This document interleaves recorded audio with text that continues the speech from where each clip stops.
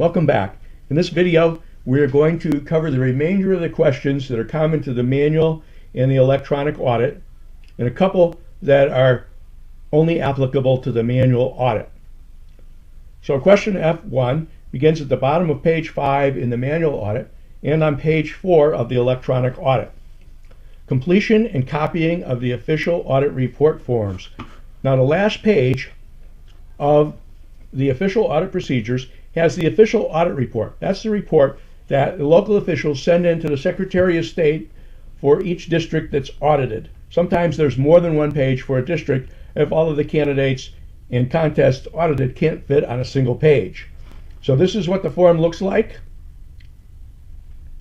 And what we ask is that you, if you can, get a copy of that form and either scan it in and email it to the citizen audit or mail it in an envelope to the citizen audit. So most audits, the officials complete the form at the end of the audit. Sometimes they'll tell you that they're going to complete it the next day. If they complete it at the end of the audit, you can ask them if they would be so kind as to give you a copy of that form. Now they're not required to do that, but many of them will make a copy for you. Sometimes they're in a location where they do not have access to a copier. There's two other ways that you could capture that form and get it to us if they complete it on the audit. One of those is if you have a smartphone to take pictures of the forms and then email those pictures into us. The other way would be to take a copy of the official form from the official audit procedures with you, take a couple copies of it, and then copy what the officials do onto that form. The reason why we want to capture it is so that we want to make sure there's no changes made to the form without some explanation between when you get it at the audit and when it's sent to the Secretary of State. So question A, did officials record counts, including unresolved discrepancies, if any, on the official audit report form by the end of the audit? Were you given an opportunity to have or make a copy of the audit report form? Did the ballot counts on the optical scanners tapes printed on election night match the tabulator tape ballot count transcribed on the official audit report forms? Did the race counts on the optical scanner tapes printed on election night match the tabulator tape counts transferred to column C on the official audit report forms? As we've mentioned, they may have the tapes from the optical scanners there at the audit. In fact, they usually do. You could ask to look at those and then compare some of the numbers on those tapes to the audit report forms. As we'll mention later, also, there could be multiple numbers for each candidate on a tape. So if the numbers don't match, you might want to talk to the officials and see exactly what are the appropriate numbers on the tape that should have been copied to the form. Closing chain of custody. Question A, were the ballots under the observation of at least two officials at all times? So this is a question that covers the entire extent of the audit. If you walk into the room before the audit starts and one person carries the ballots into the room, if you happen to observe that, then the answer would be no. They should have at least two people bring the ballots into the room. If you arrive early and you walk into the room and there's only one official there, or there's no officials there and the ballots are in the room, then the answer is no. If they go to lunch and they don't lock the room up or leave two people there to watch the ballots at all times, the answer is no.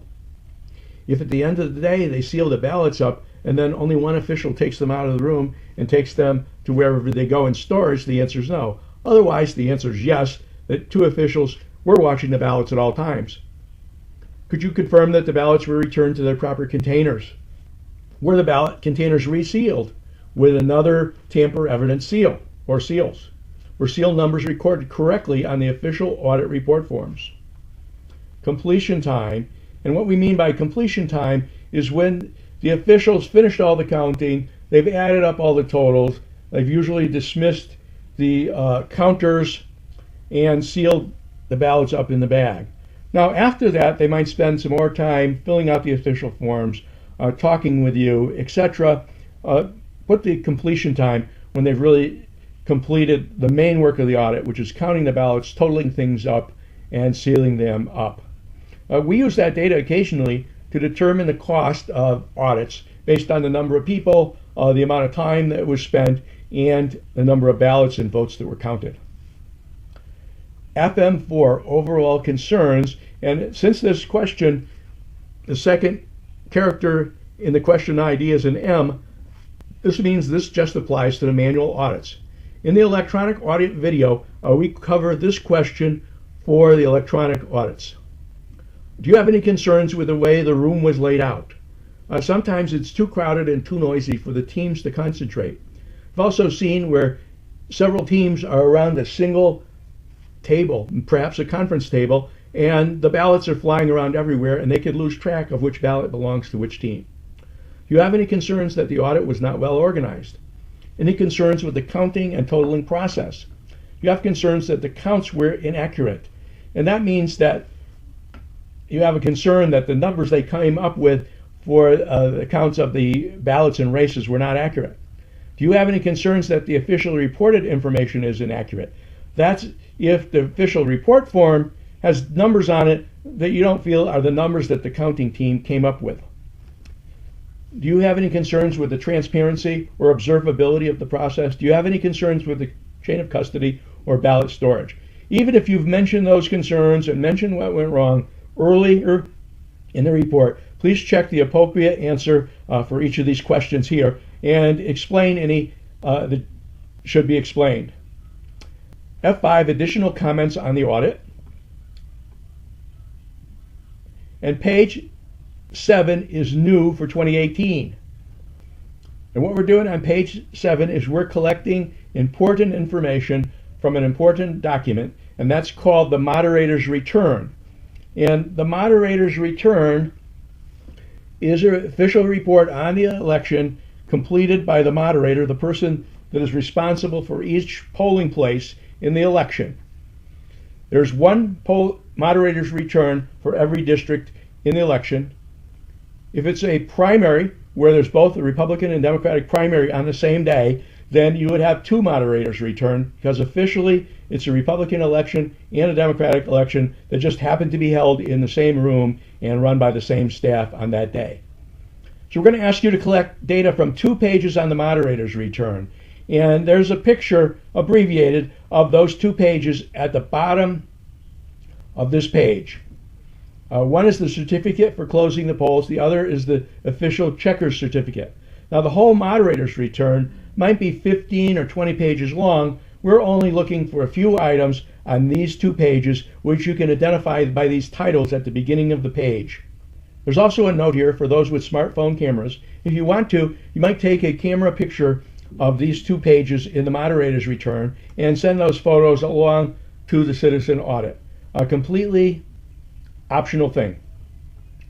So that first page, the certificate for closing of the polls, what we want for information is the ballot transfer case seal numbers. And you might have more than one seal for a district. You might have more than 3 districts in an audit in one day. If there are, you could split these columns and fit 2 districts into one column if you need to, or use extra paper, somehow provide that information. There's a lot of different seal numbers on that page. Make sure you get the seal numbers that apply to the ballot transfer case. Ballots read by the tabulator at the close of the polls, total. Ballots read by the tabulator at the close of the polls, absentee. Ballots read by the tabulator at the close of the polls, EDR, that's election day registration. In many polling places, you will only have a number in the total area because they only count regular polling place ballots. But when a town has one polling place or very few, they can count absentees and election day registration ballots at the polling place. In those cases, there would be numbers filled in here other than 0. When you fill it in, please fill these in with a number, a 0, or a dash to make sure we haven't missed those fields. The other page, the official checker certificate. A, total number of names checked off on the official checklist as having voted in person. B, number of ballots processed at absentee location, number of electors admitted and voted by election day registration. Once again, some of these numbers might be 0 or missing on the form. Tell us what's there. If there's nothing there, put a dash or a 0. Okay, we're getting to next to the last page of the report. Another interesting and important page, and this is the interview of the audit supervisors.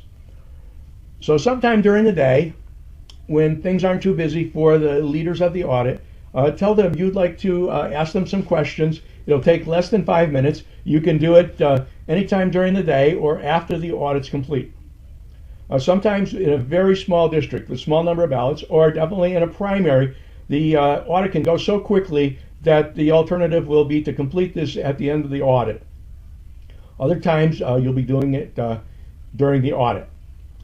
First-time observers can be a little tentative in asking officials to do this. They're very used to this. We've observed over 700 audits, and only in 1 or 2 cases did officials decline to take our survey, answer our questions. Question A, how is the public notified of the date and time and place of the audit? They might say it was on the web, they advertised it in the newspaper, they posted it on town hall, they called the Secretary of State's office. Just put in what they tell you. B, where were the ballots stored after the election? Usually they might mention a vault, they might mention a storage case in their office or in the hallway, a separate room, once again, whatever they say. Who has access to keys for the ballot storage? Sometimes it's just the registrars.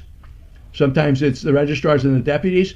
Sometimes they put the keys on the wall of the election office, so any person that's on their staff could walk in, grab a key, and get at the ballot storage. Sometimes it's additional people like the town clerk or firemen or even janitors.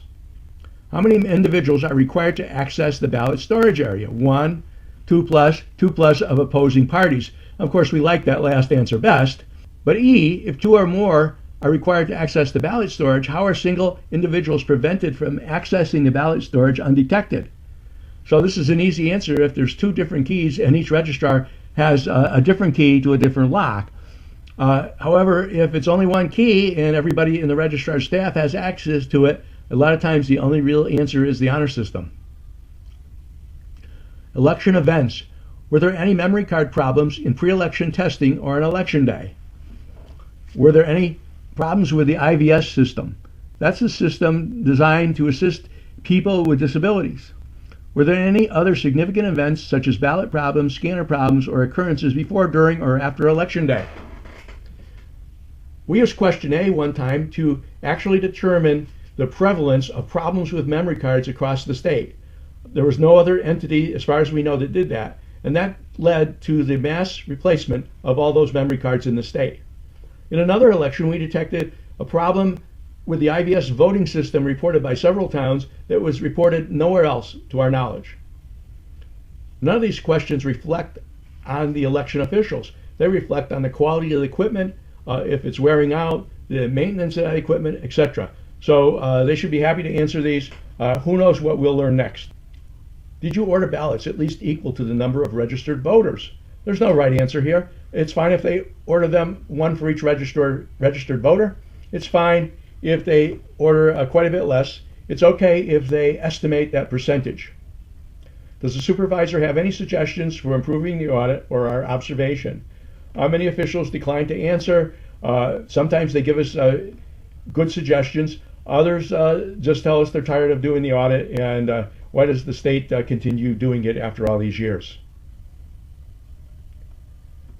Finally, the last page on the audit observation report is your feedback to us. So you can read this, you can fill this out and let us know how we're doing and your opinion of the audits. And in question 8.6, be sure to mention any questions that you had a particular problem understanding or that you think need expanding in our frequently asked questions. So we're almost done.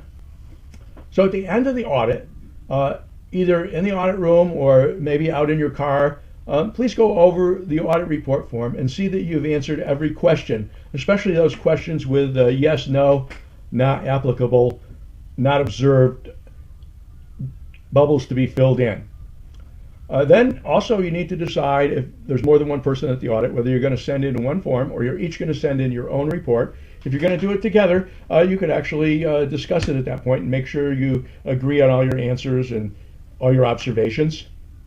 Then you have 2 choices after that. You can fill it out electronically online, or you can mail the forms or scan them in and email them to the citizen audit. There's several advantages to doing the online data entry. The first is that you get to edit your answers over again and maybe improve the English, make it more consistent and succinct. There's no danger then that we're going to misread what you wrote or answer a question incorrectly because we just didn't read it well enough or we made a mistake in the data entry. And finally, it saves us quite a bit of work at the Citizen Audit headquarters. But in any case, whether you mail it in or you fill it out online, we appreciate what you're doing for us. Now let's take a look at that online data entry. And where do you find the online data entry form? You found it on the resource page, the page that we send a link to you on every email since you sign up for the audit. So here it is, online report entry. We'll go ahead and click on that. And as of 2018, we're using a product called Lime Survey, which is very similar to the product we used before called SurveyMonkey. Lime Survey saves the Citizen Audit a considerable amount of money every year. So the first page of the Lime Survey asks you whether it's a manual audit or an electronic audit, so you'll be presented with the appropriate questions. Today we'll start the manual audit. We'll push the next button, and here's the identification page, which asks us the same questions as are asked on the paper form. The date of the observation, the information identifying you and the municipality audited, start times, etc. And then whether this will be the only report or it's a joint report by yourself and other observers. When you've completed a page, press the next button to go on to the next page, or you can go back to a previous page by pushing the previous button. If the next button does not work, does not seem to get you to the next page, look over the page and see if you've got any error messages that point out any of the questions that are mandatory that you might have skipped by mistake. Once again, thanks for participating in the election audit observation. Without your participation, only a few local officials would know what happens in the post-election audits. I'm convinced that without your participation over these years, long ago, election officials would have convinced the legislature to cancel the audit in the future. Thank you.